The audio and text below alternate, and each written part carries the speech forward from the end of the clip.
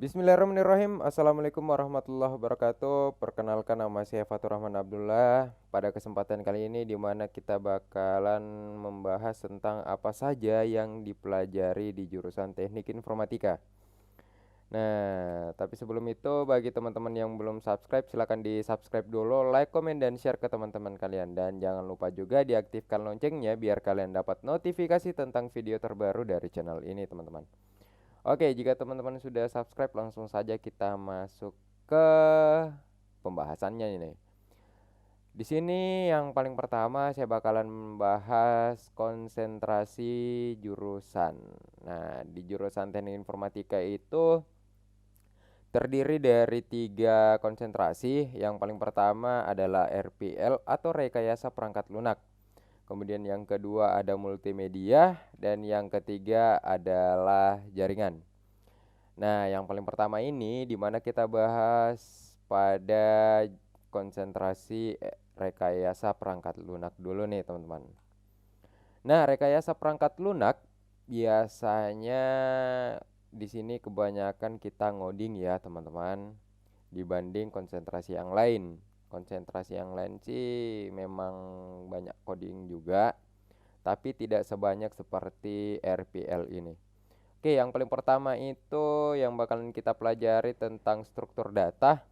Dalam struktur data ini di mana kita mempelajari seperti pengenalan tipe data, penginputan, memproses sebuah inputan. Setelah itu kemudian kita tentukan outputnya seperti apa. Nah, ini biasanya kalau di beberapa kampus itu biasanya dalam struktur data ini menggunakan bahasa pemrograman Pascal.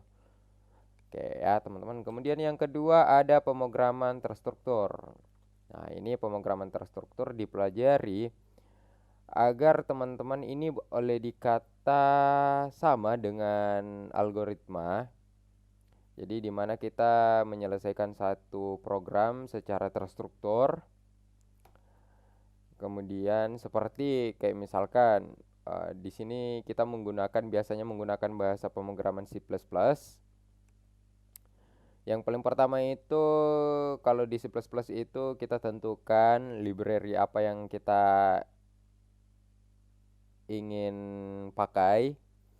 Kemudian kita inline, habis itu kita deklarasikan variabelnya apa saja, kemudian tipe variabelnya apa yang kita gunakan.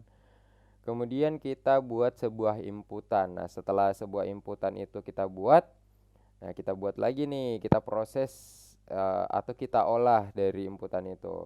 Berdasarkan inputan, output apa yang dikeluarkan. Itu dalam pemrograman terstruktur, teman-teman. Kemudian ada lagi pemrograman berorientasi objek atau OOP, Object Oriented Programming. Nah, sebenarnya apa sih ini Object Oriented Programming? Jadi ini boleh dikata ini hampir sama dengan pemrograman terstruktur, tapi di sini dia lebih rapi lagi nih, teman-teman. Biar kenapa? Karena di sini dalam sebuah pemrograman itu kita harus paham nih. Jadi misalkan mungkin nanti teman-teman punya program dan suatu saat nanti lama nggak dibuka.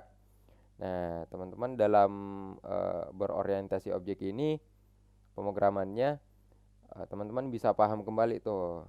Ya, lebih ke konsep MVC atau model views kemudian controller. Jadi itu ya, teman-teman. Oke, sekarang lanjut pemrograman basis data. Nah, pemrograman basis data ini misalkan nih, teman-teman buat satu program dan di program tersebut pasti memiliki yang namanya database. Nah, atau basis data. Jadi di database ini kita juga ngoding dengan menggunakan MySQL. Jadi bagaimana caranya kita mengkoneksikan program yang kita kerja ke database, kemudian bagaimana cara kita input atau boleh dikata atau yang paling sering dikenal, yang paling dikenal itu adalah CRUD. yaitu create, read, update, dan delete. Jadi itu ya teman-teman yang kita pelajari di pemrograman basis data. Oke, nah sekarang lanjut di bagian konsentrasi multimedia. Nah, kalau multimedia ini mungkin gambaran teman-teman itu pasti bilang, oh kita mendesain, edit video, kemudian membuat sebuah animasi.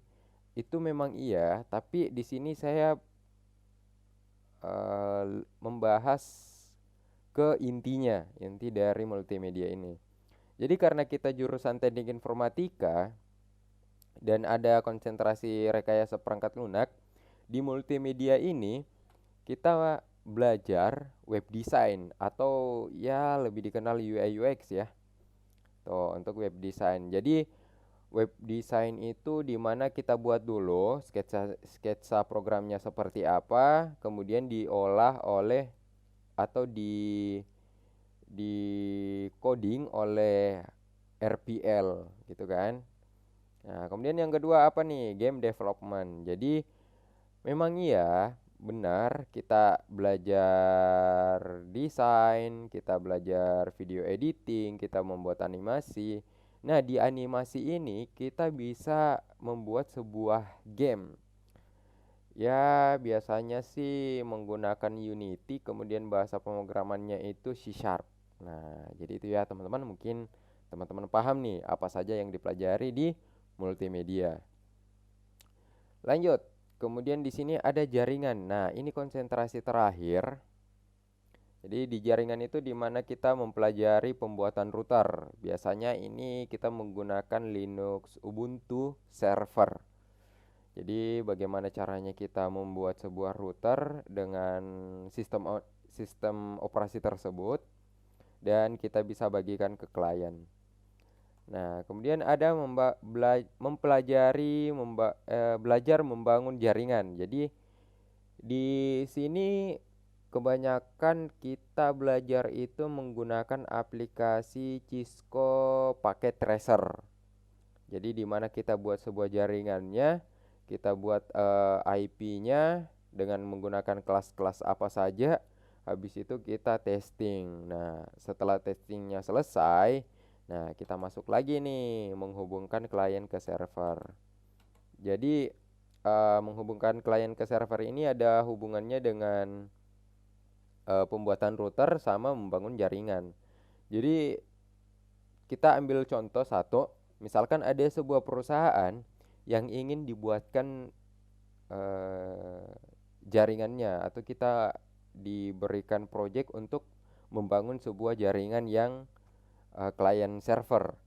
Jadi di mana kita bangun dulu, belajar bangun jaringannya menggunakan Cisco Packet Tracer. Misalkan gedungnya itu memiliki 5 lantai.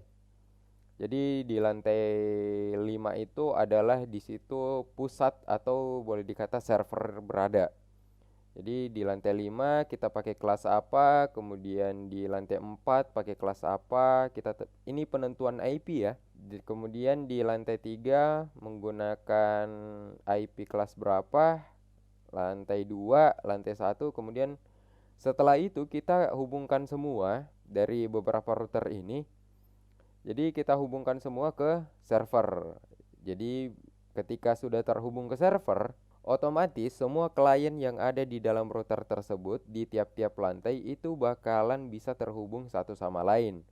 Maukah itu dari lantai 2 ke lantai 4, lantai 2 ke lantai 3, lantai 2, lantai 1. Pokoknya dia semua satu gedung tersebut itu masing-masing terhubung walaupun beda kelas IP-nya. Jadi itu ya teman-teman. Jika ada pertanyaan silahkan tinggalkan di kolom komentar. Jadi mungkin cukup sekian.